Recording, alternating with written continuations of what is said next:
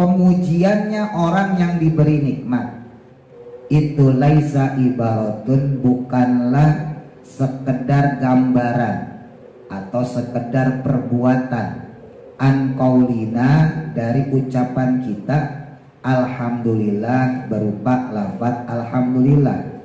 Jadi memuji Allah itu bukan hanya sekedar mengucapkan lafaz alhamdulillah, ya, karena pengucapan alhamdulillah itu hanya sekedar informasi dari ucapan kita, jadi baru bil lisan, ya. Sementara dalam ibadah itu pada amal soleh ada 3 hal yang harus sama-sama sinkron, baik kolbu atau hati, yang kedua yaitu lisan atau lidah kita, ucapan kita, terus yang ketiga perbuatan anggota badan.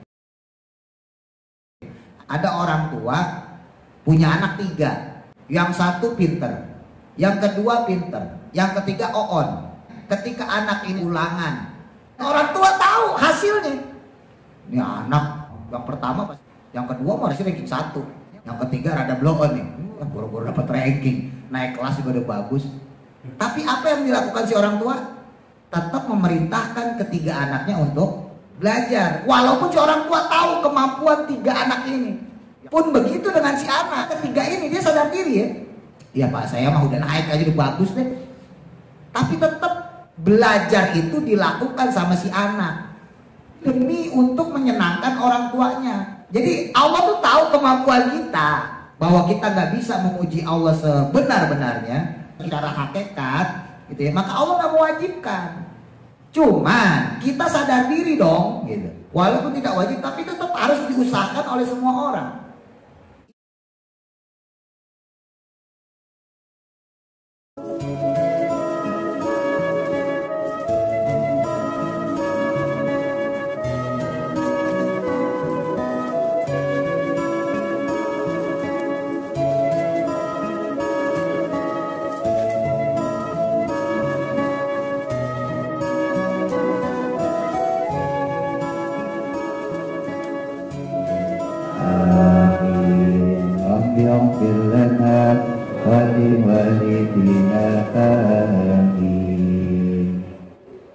Bismillahirrahmanirrahim. Qala musannifu rahimahullahu ta'ala wa nafa'ana bihi wa bi barakati ulumihi fi daraini amin. Al-faidatu, adapun faedah as-sabi'ata asyarata, yang ke-17. Yajibu, haruslah, alaina, bagi kita, an-nabhasa, untuk membahas, an haqiqatil hamdi, tentang hakikatnya hamd, tentang memuji yang sebenar-benarnya, wa mahiyatihi, dan juga intisarinya hamd, intisarinya memuji. Fanaqulu, maka kami berkata, kata musannif kita, tahmidu, memuji Allah Ta'ala, akan Allah Ta'ala, itu laisa ibaratun, bukanlah sekedar gambaran atau sekedar perbuatan, an qaulina, dari ucapan kita, alhamdulillah, berupa lafaz alhamdulillah. Li'anna qaulana, karena sesungguhnya qaul kita, ucapan kita, alhamdulillah, dengan lafaz alhamdulillah, itu ikhbarun, hanya sebagai khobar, hanya sebagai kabar, ya, sebagai informasi, an husulil hamdi, atas terjadinya pemujian oleh kita, ya. Jadi ucapan alhamdulillah kalau hanya dimaknai secara syariat berarti hanya sekedar khobar, hanya sekedar informasi bahwa kita sudah memuji Allah. Jadi belum secara hakikat. Wal akhbaru, dan adapun memberitahu atau memberi informasi, anisyai'i, tentang sesuatu, itu mughayyirun, berbeda lil mukhabbari anhu, kepada yang diberitahukan. Fawajaba, maka haruslah ayyakuna adanya tahmidu, dengan memuji Allah subhanahu wa ta'ala, itu mughayyiran, ya berbeda pula, biqaulina, bagi ucapan kita alhamdulillah. Jadi tak bisa disamain hukum antara melafazkan alhamdulillah dengan qalbu kita yang memuji Allah. Fanaqulu, maka kami berkata juga, hamdul mun'ami, adapun pemujiannya orang yang diberi nikmat, itu ibaratun, adalah suatu ibarah atau gambaran, an kulli fi'lin, dari setiap perilakunya atau perbuatannya, yashuru, yang mana menunjukkan bita'zimil mun'imi, dengan pengagungan kepada yang memberi nikmat, ya maksudnya Allah ya, bisababi kaunihi, dengan sebab keberadaannya, mun'iman, sebagai pemberi nikmat. Wadzalikal fi'lu, maka adapun perbuatan tersebut, gambaran kita mengucapkan alhamdulillah, ya sebagai bentuk takzim, sebagai bentuk pengagungan kepada Allah, itu imma ayyakuna, ada kalanya dia itu fi'lul qalbi, termasuk bagian pekerjaan hati atau perbuatan qalbu, au fi'lul lisani, atau bisa juga yang kedua, yaitu perbuatan lisan, au fi'lul jawarihi, atau yang ketiga, yaitu perbuatan anggota badan. Amma fi'lul qalbi, adapun perbuatan hati, fahuwa, maka adapun dia itu ayyak takida, yaitu meyakini, fihi, di dalamnya, kaunihi, tentang keberadaan Allah, mausufan, yang disifati, bisifatil kamali, dengan sifat sempurnanya, wal ijlali, dan juga keagungannya.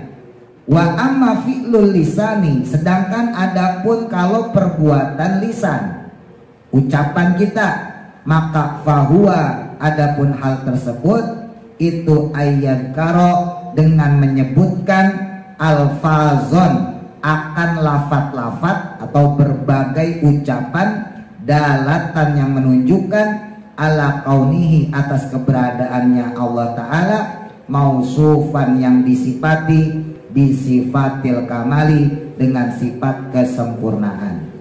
Wa amma fi'lul jawarihi, dan adapun perbuatannya jawari, jawari itu anggota badan, fahuwa, maka adapun dia itu ayati, melakukan biaf'alin, dengan berbagai perbuatan, dalatin, yang menunjukkan ala kauni zalikal mun'imi, atas keberadaan yang memberi nikmat tersebut, mausufan, yang disifati, bisifatil kamali, dengan sifat yang maha sempurnanya, wal ijlali, dan juga keagungannya. Ini saya terjemah bebasin dulu ya sebelum panjang. Jadi memuji Allah itu bukan hanya sekedar mengucapkan lafaz alhamdulillah, ya, karena pengucapan alhamdulillah itu hanya sekedar informasi, hanya sekedar pemberitahuan dari ucapan kita. Jadi gampangnya baru bil lisan, ya. Sementara dalam ibadah itu ketika kita melakukan amal soleh, ya tentunya yang pertama akidah ya, kita nggak bahas akidah. Pada amal soleh ada 3 hal yang harus sama-sama sinkron, baik kolbu atau hati, yang kedua yaitu lisan atau lidah kita, ucapan kita, terus yang ketiga, nah ini jawari, jawari itu perbuatan anggota badan. Nah kalau kita baru mengucap alhamdulillah tanpa adanya ngerenteknya hati kita, tanpa adanya perilaku yang menunjukkan tanda syukur kita, berarti itu baru bil lisan, belum termasuk dengan perbuatan maupun hati. Jadi gampangnya minus lah. Kalau kita cuma pakai hati, ya berarti -2, lisan sama perbuatan. Kalau kita cuma lisan, ya berarti -2, hati sama perbuatan. Gampangnya gitu ya. Nah, di dalam hal ini maka ulama-ulama hakikat itu ngasih perbandingan secara dalil akli, dalil pikiran kita. Mungkin gak sih manusia itu bisa memuji Allah secara hakikat? Ya, di antara dalil yang sering dipakai tuh orang-orang mubalik penceramah itu kan, la in syakartum la azidannakum gitu ya. Wala in kafartum inna adzabi lasyadid. La in syakartum, jika kamu bersyukur kata Allah, la azidannakum, maka akan aku tambah nikmatku kepadamu gitu. Tapi wala in kafartum, kalau kamu kufur, maka inna adzabi lasyadid, sesungguhnya azabku itu sangat pedih. Nah pertanyaannya, memuji Allahnya itu sendiri wajib apa kagak? Padahal bahasan sebelumnya itu kan, walaupun kita berusaha untuk memuji Allah, itu gak bakal sampai menyentuh derajat hakikat. Kenapa? Karena antara nikmat yang Allah berikan dengan pujian yang kita sampaikan itu gak sebanding. Ya enggak? Nikmat Allah gak putus loh Pak. Napas kita gak putus ya. Kita punya orang tua, kita punya istri, kita punya anak, punya cucu, punya teman, keluarga ya. Hidup dengan lika-liku, kadang senang, kadang susah ya, kadang gembira, kadang sedih. Itu gak bisa kita bales hati, lisan, perbuatan sinkron. Apalagi kalau cuma lisan maksudnya gitu. Nah akhirnya kan timbul pertanyaan nih ulama nih. Dasar ulama ya, ulama kan orang pinter. Akhirnya timbul pertanyaan, karena manusia itu gak mungkin bisa secara hakikat memuji Allah dengan sebenar-benarnya, terus apa hukumnya memuji Allah? Apakah wajib? Coba kalau kita pikir, wajib gak kita muji Allah? Wajib. Wajib tuh kalau kata Pak Nasir tuh. Yang berani dia doang. Wajib gak? Udah jawab aja, salah apa-apa tinggal coret kan. Wajib apa enggak kira-kira? Kalau kita diwajibkan memuji Allah ya, sementara kalau kita pikir-pikir untuk menyingkronkan perbuatan, lisan dan hati ini kan susah. Coba kalau kita pikir-pikir, bisa nggak?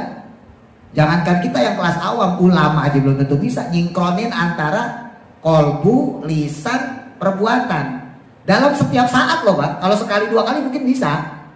Lagi sholat lah mungkin bisa ya. Ketika sholat kan itu 3 hal ini dapat kita. Secara kolbu kita meyakini Allah, dengan lisan kita mengagungkan Allah kan. Allahu Akbar, ya Allah engkaulah yang maha besar. Tidak ada yang besar kecuali engkau kan itu ya. Allahu Akbar. Dan perbuatan sholat kita itu menunjukkan kita berterima kasih pada Allah. Kita memuji Allah. Masalahnya apa tiap saat kita sholat? Lah sholat cuma 5 dan waktunya kan jaraknya jauh-jauh. Nah pertanyaan itu, kalau diwajibkan, kalau pakai hukum asal kemarin ya, sesuatu yang diwajibkan maka hukumnya kalau nggak dilakukan berarti dosa. Berarti seandainya lengah aja sedikit kita, lengah aja. Ini oke lah kalau ngaji ini kita masih nih amal soleh ya, ibadah amal soleh nih. Ini lagi ngaji, coba keluar ngeteh. Nah, apa yang sinkron? Oke lah hati kita ingat Allah, tapi lisan kan nggak mungkin ngeteh sambil alhamdulillah kakak minum. Gampangnya begitu. Apalagi perbuatan. Oke lah hati bisa, tapi kan lisan sama perbuatan nggak bisa. Ketika kita dapat duit misalnya gitu, dapat duit dari orang gitu kan, dapat rezeki, wah lumayan 500.000. Oke lah ucapan alhamdulillah. Oke lah kolbu kita, ya Allah terima kasih. Tapi perbuatannya apa? Bentuk dari memuji Allahnya apa? Kan gak ada. Duitnya kita kantongin aja. Jadi menyingkronkan 3 ini susah. Bahkan dalam kesempatan ibadah sekalipun ya, tadi misalnya dalam hal sholat misalnya, ya puasa, belum tentu ketiganya ini sinkron. Yang suka kita baca tuh kalau tahlilan ya, laha ma kasabat wa 'alaiha maktasabat. Allah itu nggak bakal ngebebanin suatu kaum, ngebebanin hamba dengan satu beban yang dia tidak mampu untuk melakukannya. Dalil secara naklinya secara nas Al-Qur'annya. Tapi di sini nanti yang dibahas adalah dalil aklinya ya.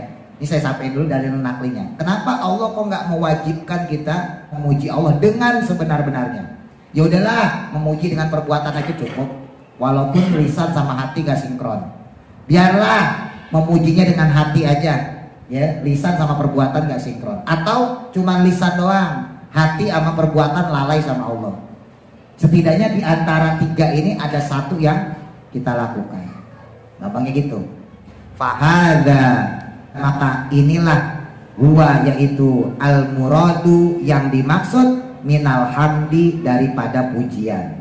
Jadi pujian yang hakikat yaitu ketika kita mampu mensinkronkan antara kolbu, lisan, dan jawarih alias anggota badan, yang mana nggak mungkin buat kita bisa melakukannya. Gitu. Tidak wajib di sini ya, itu bukan berarti boleh ditinggalkan. Hati-hati nih, kan tadi kita bahas tuh ya, nggak mungkin manusia melakukan syukur yang hakikat lewat tiga hal ini secara sinkron, kolbu, lisan, terus perbuatan. Makanya sama ulama kemudian disimpulkan berarti nggak mungkin Allah mewajibkan kita sebagai hambanya untuk memuji Allah. Makanya kesimpulan ulama hakikat, Allah itu nggak mewajibkan kita memuji Allah. Tapi jangan Bapak maknai mentang-mentang kita nggak diwajibkan memuji Allah, terus kita nggak muji. Jangan ya. Wa'lam, maka ketahuilah, anna ahlal ilmi, sesungguhnya ahli ilmu, maksudnya ulama ya, itu iftaroku, berbeda pendapat, fi hadzal maqami, tentang makom atau kedudukan ini. Para ulama berbeda pendapat fariqaini dengan dua kelompok atau dua golongan. Al-fariqul awalu, adapun kelompok yang pertama, alladzina, yaitu mereka orang-orang, maksudnya ulama, qalu, yang mengatakan, annahu, bahwa sesungguhnya, la yajuzu, tidak boleh, ayyamuro, untuk memerintahkan. Siapa yang memerintahkan? Allahu Ta'ala, Allah Subhanahu wa Ta'ala, abidahu, akan hamba-hambanya, di ayyahmaduhu, untuk memujinya. Jadi menurut sebagian ulama yang pertama, nggak boleh bagi Allah memerintahkan kita sebagai hambanya untuk memujinya. Nah, ini kalau yang keder bingung nih Pak. Nah, ntar ada penjelasannya ya di depan. Wahtaju, mereka berhujjah, mereka berdalil alaihi, atas hal tersebut, diwujuhin, dengan beberapa aspek, dengan beberapa alasan. Al-awalu, adapun yang pertama, ana dzalika tahmid, sesungguhnya tahmid atau pujian tersebut, imma, ada kalanya, ayyakuna, adanya dia itu binaan, berdasarkan ala in'ami, atas nikmat-nikmat, wasola, yang mana sampai, ilaihim, kepada mereka, awalan, atau tidak sampai kepada mereka. Kan nikmat itu kadang ada yang sampai, ada enggak Pak. Jadi kalau Allah memukul rata gitu ya, semuanya wajib memuji. Lah sementara nikmat Allah itu ada yang sampai, ada yang kagak. Lah iya kalau yang sampai, yang senang hidupnya. Lah yang hidupnya susah, kan nggak nyampe tuh. Jadi yang seperti ini nggak mungkin dilakukan oleh Allah. Wabinaan, dan berdasarkan alaihi, dari hal tersebut, fal awalu, maka adapun yang pertama itu batilun, batil. Li'anna hadai, karena sesungguhnya qaul atau ucapan ini itu yang tadi ya, memastikan annahu ta'ala, bahwa sesungguhnya Allah Ta'ala itu tolaba, mencari, minhum, daripada mereka, maksudnya kita manusia, ala in'amihi, atas nikmat-nikmatnya, nikmat Allah yang diberikan kepada kita, jazaan, balasan. Oh berarti Allah minta balasan dong. Wa mukafaatan, dan juga penghargaan ya, imbalan. Wadhalika, maka adapun hal tersebut, kalau Allah mewajibkan pujian ya, maka yaqdahu, sesungguhnya itu merusak, fi kamalil kirami, pada kesempurnaannya Allah yang maha pemurah. Fa innal karima, karena sesungguhnya zat yang maha mulia, maksudnya Allah, idza an'ama, ketika dia memberikan nikmat, maka tentunya lam yatlu, dia tidak mengharap atau mencari al mukafaata, akan penghargaan, ya, imbalan. Wa amasani, sedangkan adapun yang kedua, kalau seandainya nikmatnya itu belum sampai kepada orang, sementara Allah memberikan kewajiban kepada kita untuk memuji, fahuwa, maka yang demikian itu it'abun, menyulitkan, lil ghairi ibtidai, dengan tanpa didahului apa-apa. Wadzalika, maka hal tersebut itu yujabu, pastilah, az-zulmu, kezaliman. Titik dulu nih biar nggak panjang, ntar Bapak bingung. Allah itu nggak mewajibkan kita memuji Allah. Kan nikmat itu kadang ada yang sampai, ada enggak, Pak. Jadi kalau Allah memukul rata gitu ya, semuanya wajib memuji. Lah sementara nikmat Allah itu ada yang sampai, ada yang kagak. Lah iya kalau yang sampai, yang senang hidupnya, nyari duit gampang, istri cakep, sampai 4 misalnya, anak sarjana semua. Lah dia mah gampang aja, alhamdulillah. Muji Allah terus, alhamdulillah, alhamdulillah gitu. Lah yang hidupnya susah, ya kan? Sama anak berantem, sama istri berantem, sama tetangga kagak akur, duit seret. Lah kan repot, kan nggak nyampe tuh. Kalau orang yang nikmatnya itu sampai, berarti Allah minta balasan, pamrih, nggak mungkin. Ya, Allah memberi nikmat terus Allah minta dipuji, nggak mungkin. Pun sebaliknya, andai kata nikmatnya nggak sampai, ya kalau nikmatnya nggak sampai, berarti Allah zolim. Udah tahu nikmat kagak sampai, minta diterima kasihin. Ada orang nggak kita kasih duit, atau kita nitip ke orang, Pak tolong kasihin dia, belum kasih dia 10.000 misalnya, duitnya belum dikasihin, terus kita ngomong makasih dong sama saya. Makasih apaan? Tadi kan saya kasih duit 10.000, kau belum sampai sama saya. Ibarat tadi orang hidupnya susah, ya, terus Allah mewajibkan bersyukur, sementara dia sendiri belum menikmati nikmat yang Allah berikan. Ya, tadi dijelasin, seandainya Allah mewajibkan kita memuji Allah, berarti Allah pamrih. Kan begitu, orang kalau ngasih duit gampangnya gitu, ngasih duit nih 5.000, dia bilang dong terima kasih, begitu. Nah kalau Allah mewajibkan, wajib ya bukan sunnah, mewajibkan kamu harus memuji saya karena saya telah memberi nikmat, berarti Allah pamrih dong. Ya berarti Allah mengharapkan sesuatu dari kita manusia, padahal Allah itu maha mulia, padahal Allah itu maha agung, yang mana nggak ada efek dari apa yang kita lakukan kepada Allah. Pujian kita itu nggak ada efeknya buat Allah. Mungkin kalau antar manusia iya, ketika kita dipuji gara-gara kita ngasih duit misalnya gitu ya, kita ngasih ke istri, kita ngasih ke anak, ngasih ke cucu, ngasih ke teman, terus kita dipuji, baik kamu, ada rasa senang. Tapi kalau buat Allah nggak menambah keagungan Allah, nggak mengurangi juga keagungan Allah seandainya kita nggak memuji gitu.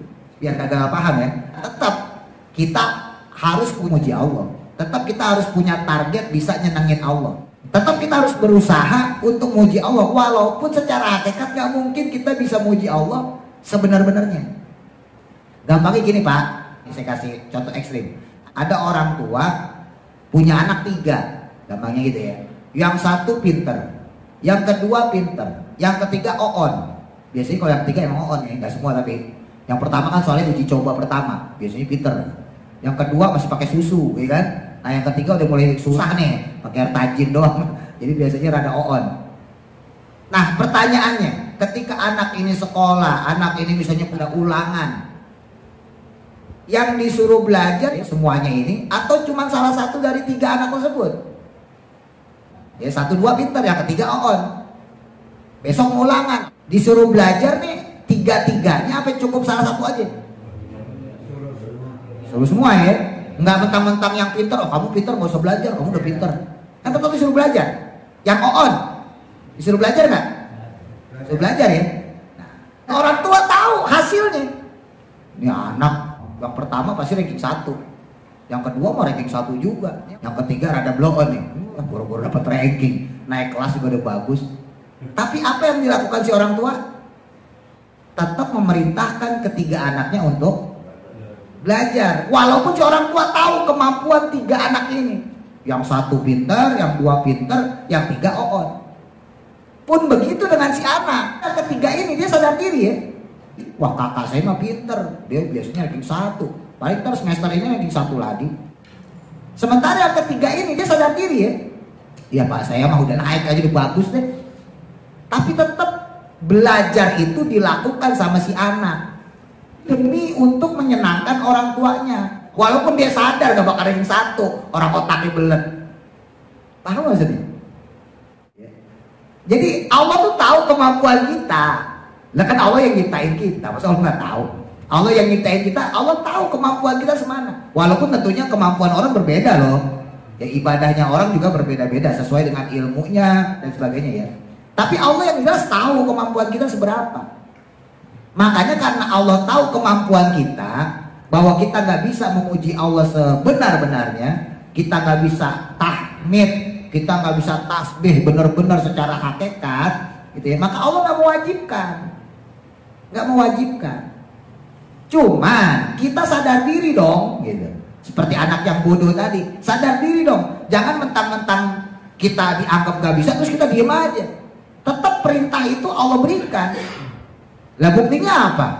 Yang gampang aja ya, surat sasaran yang sering kita baca. An-Nasr, idza jaa nasrullahi wal fath, gitu kan. Wa ra'aitan nasa yadkhuluna fi dinillahi afwaja. Fasabbih, itu kan ketika Nabi berhasil merobohkan patung-patung berhala tuh di kota Mekah ya. Terus kemudian ya, terjadilah peristiwa Fathu Makkah. Nah terus turun tuh surat An-Nasr, idza jaa nasrullahi wal fath, ketika telah datang pertolongan Allah kepada engkau. Wa ra'aitan nasa yadkhuluna fi dinillahi, engkau akan melihat orang-orang akan masuk Islam ya, afwajan, dengan berbondong-bondong. Nah Nabi kan seneng tuh menjelang akhir hayatnya, Nabi dan umat Islam, para sahabat ngelihat orang Islam banyak yang pada datang. Itu Fathu Makkah itu kurang lebih 15.000 orang loh. Itu belum yang di Madinah loh. Nah maka fasabbih bihamdi rabbika, fasabbih, maka bertasbihlah, bihamdi baru dengan memuji rabbika Tuhanmu, wastaghfir, dan kamu kemudian beristighfar. Nah ini kan bukan perintah untuk Nabi doang, itu berarti semua yang ada di situ. Ya secara khusus ya. Umumnya kepada kita yang sekarang. Kalau kita dapat pertolongan Allah, jangan lupa fasabbih bihamdi rabbika wastaghfir. Jadi bukan cuma memuji tapi juga istighfar. Jadi itu tetap diperintahin sama Allah. Walaupun Allah tahu kapasitas kita berapa. Ya, seperti tadi seorang tua yang tahu kapasitas anak. Anak blow on nih. Enggak mentang-mentang anak blow on terus udah kamu gak usah belajar percuma. Gak kayak begitu. Sama seperti orang, maaf ya.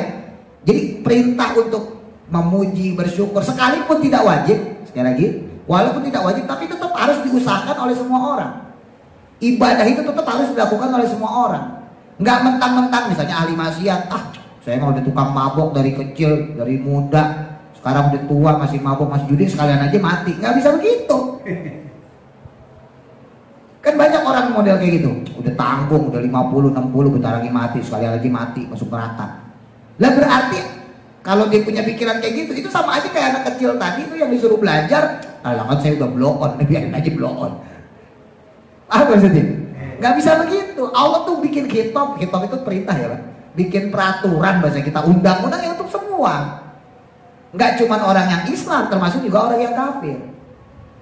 Ya, jadi peraturan itu tetap untuk semua orang. Seorang bapak, seorang ayah tetap dia merintahkan anaknya untuk belajar semua. Ayo belajar yang rajin, biar pada lulus sekolahnya. Walaupun si bapak tahu nih anak yang bodoh, anak ini tetap diperintahkan belajar. Ayo belajar, nah dikasih motivasi.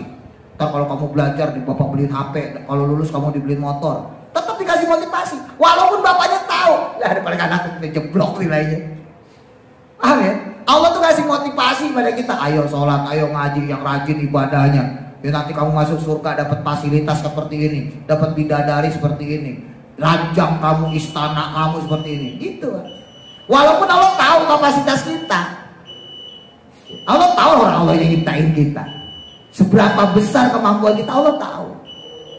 Nah, kalau Allah mewajibkan memuji Allah secara hakikat, sekali lagi ya, secara hakikat. Kalau secara syariat berarti antara salah satu ini. Ya, kalau cuma perbuatan ya berarti syukur syariat. Kalau cuma lisan ya berarti syukur syariat. Kalau cuma hati berarti syukur syariat. Yang dimaksud dengan syukur Hakikat itu tiga-tiganya nih sinkron. Kalau Allah mewajibkan kita untuk melakukan pujian secara hakikat, berarti Allah ngarepin dibales, berarti Allah pamrih. Udah ngasih minta dipuji. Nah terus apa bedanya Allah sama kita? Walaupun sekali lagi, walaupun Allah nggak mewajibkan kita memuji, tetap kitanya yang sadar diri, ya. Kita tetap berusaha untuk muji Allah, gitu ya. Yang pertama. Asani adapun yang kedua, qalu berkata para ulama, al-istighalu yaitu menyulitkan bihadal hamdi dengan pujian semacam ini. Ya, sebagian ulama lain mengatakan kalau Allah mewajibkan berarti menyulitkan manusia. Ya sama aja kayak anak yang bodoh disuruh bapaknya disuruh ranking 1. Bapaknya tahu anaknya bodoh. Kalau yang anak pertama kedua, ya kan, nanti kamu ranking 1 ya nak, yo siapa gitu ya. Lah ini anak yang ketiga kan oon. Bapaknya ngomong kamu harus ranking 1. Lah itu kan sama nyiksa diri. Ibaratnya gitu. Meskipun ya, yang mana menyulitkan lil hamidi bagi orang yang memuji. Kalau kita disuruh mujinya secara hakikat, tiga-tiganya sinkron, wa ghairu nafi'in dan juga tidak bermanfaat lil mahmudi bagi Allah yang dipuji. Buat Allah sendiri yang dipuji kagak manfaat. Buat apaan Allah nyuruh-nyuruh kita? Lawang itu juga nggak berefek pada Allah, nggak menambah keagungan Allah. Li'annahu karena sesungguhnya Allah Ta'ala itu kamilun maha sempurna, lidati akan zatnya sendiri, wal kamilu dan Allah yang maha sempurna lizati akan zatnya sendiri, yastahilu mustahil ayyastamila untuk mencari kesempurnaan bigoirihi dengan selainnya. Ngapain Allah minta dipuji? Kalau Allah minta dipuji dari kita, berarti Allah mencari kesempurnaan selain dari sempurnanya zatnya sendiri. Fasabata maka dengan demikian annal istighola sesungguhnya membuat sulit tadi bihadat tahmidi dengan tahmid atau pujian semacam ini itu abasun ya sia-sia atau main-main. Berarti yang kayak gitu Allah cuma main-main, gak mungkin. Makanya wadororun dan juga membahayakan. Maksudnya apa? Membahayakan bagi kita. Sebab kalau kita gak bisa ngelakuin, ya namanya wajib, berarti kalau gak dilakuin dosa. Kalau dosa berarti diazab, kan begitu. Sholat 5 waktu wajib, ditinggalin ya dosa. Terus kalau udah dosa ya disiksa di neraka, kan begitu. Kita gak bisa syukur secara hakikat, ya dosa. Kalau wajib loh ya. Kalau nggak bisa ngelakuin dosa kita, berarti efeknya masuk ke dalam neraka, disiksa. Makanya nggak diwajibin. Fawajaba maka pastilah alayakuna tidaklah masru'an disyariatkan atau diwajibkan secara syariat. Asali suadapun yang ketiga, anna makna ijabu. Ya sesungguhnya makna kewajiban. Wa adapun dia anahu sesungguhnya dia itu laulam yaf'al. Nih, jika tidak melakukan yang namanya wajib, ya lastahaqul iqab, maka berhaklah dia untuk disiksa atau mendapatkan siksaan. Jadi pantas kalau orang nggak melakukan kewajiban, maka dia disiksa. Fa ijabu hamdillahi ta'ala, maka kewajiban memuji Allah Ta'ala, maknahu maka maknanya anahu bahwa Allah Subhanahu wa Ta'ala itu qala seakan-akan berkata atau berfirman.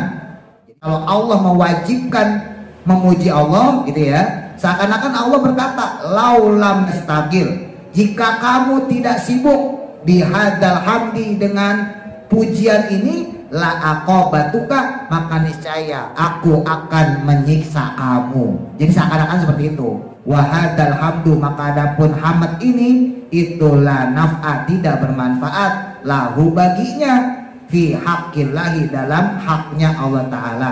Fakana maknahu, maka adanya makna tersebut anna hadza fi'la, sesungguhnya pekerjaan atau perbuatan ini, maksudnya perbuatan mewajibkan manusia untuk memuji Allah, itulah faidatan, tidak ada faedahnya fihi di dalamnya li ahadin bagi seseorang pun. Walau tarokhu, dan jika kamu meninggalkannya, la aqabatuka, maka niscaya aku juga akan menyiksamu. Nah, seakan-akan Allah ngomong kayak gitu. Abadal abadi, ya abadi selama-lamanya. Wahada, maka adapun hal ini itulah yaliku, tidak akan layak atau tidak pantas bil hakimi, bagi Allah yang maha hakim, yang maha bijaksana, al karimi, yang maha mulia. Tuh, jadi yang seperti ini nggak mungkin dilakukan oleh Allah. Lawang Allah maha mulia, masa Allah mewajibin yang mana manusia tidak mampu, gitu ya. Jadi tetap yang paling banyak itu adalah nikmat Allah dibandingkan dengan ujian dari Allah, dibandingkan dengan cobaan dari Allah. Tetap kalau di total Pak, Bapak coba total dari nikmat rambut, mata, kepala, bangun tidur ya, sampai tidur lagi. Coba kita total ya, ama nggak enaknya kita. Nggak enaknya kita paling apa sih? Nggak punya duit doang paling. Toh nggak punya duit juga tetap bisa makan kok. Paling kan itu doang. Nah pertanyaannya kemudian, bisa nggak kita sinkronin tuh semuanya itu? Yang jadi masalah kan manusia itu punya keterbatasan dan Allah tahu bahwa manusia itu terbatas. Makanya Allah nggak membebani manusia itu dengan apa-apa yang di luar batas hambanya. Tapi bukan berarti ketika Allah nggak membebani hal tersebut, nggak mewajibkan hal tersebut, nggak mengharuskan hal tersebut, terus kita santai-santai. Ah, Allah nggak mewajibin ini. Allah kan nggak nyuruh saya harus memuji Allah. Bukan berarti seperti itu. Tetap sebagai manusia kita harus berusaha, karena itulah yang membuat Allah senang kepada kita. Sebagaimana anak yang tadi bodoh, maaf, dia tahu standarnya berapa, tapi demi menyenangkan orang tuanya, ya demi untuk supaya orang tuanya bangga dia belajar, ya dia tetap belajar. Walaupun dia sendiri mungkin tahu bahwa saya nggak mungkin nih bisa dapat nilai bagus, saya nggak bisa nih dapat ranking 1. Dan orang tuanya juga tahu anaknya nggak mungkin ranking 1, udah lulus aja udah bagus. Tapi tetap si anak demi menyenangkan hati orang tuanya, dia akan tetap belajar. Wah serius belajar. Nah kan timbul pertanyaan, ketika orang tuanya ngelihat anaknya belajar, walaupun si orang tua tahu kemampuan si anak, ya kira-kira Pak, orang tua seperti itu tetap ngasih hadiah nggak pada si anak? Tetap ngasih hadiah, walaupun dia nggak berhasil dapat ranking 1. Ya orang tuanya tahu, anak bodoh nih, lulus aja udah bagus, ya kan, nggak usah ranking 1. Ternyata emang benar nggak dapat ranking, tapi dia lulus. Orang tuanya kemudian tetap memberi hadiah, walaupun tadinya mungkin hadiah itu nggak bakal dikasih, orang nggak dapat target. Misalnya nemnya gitu ya, kalau zaman kita dulu nemnya harus 36, ternyata nemnya 30. Ya tetap dikasih juga. Kenapa? Karena si orang tua melihat anaknya telah berusaha. Kita nggak bisa nih syukur secara hakikat, kita memuji Allah secara hakikat nggak bisa, tapi kita berusaha. Allah nggak bakal tega Pak, terus kemudian udah masuk neraka aja, kagak. Allah nggak bakal tega, Allah tetap akan berikan ridhonya, Allah akan tetap berikan surganya. Nah itulah murahnya Allah kepada kita, ya. Wallahu a'lam. Mudah-mudahan manfaat. Al-Fatihah. A'udzu billahi minasy syaithanir rajim. Bismillahirrahmanirrahim. Alhamdulillahi rabbil alamin. Ar-Rahman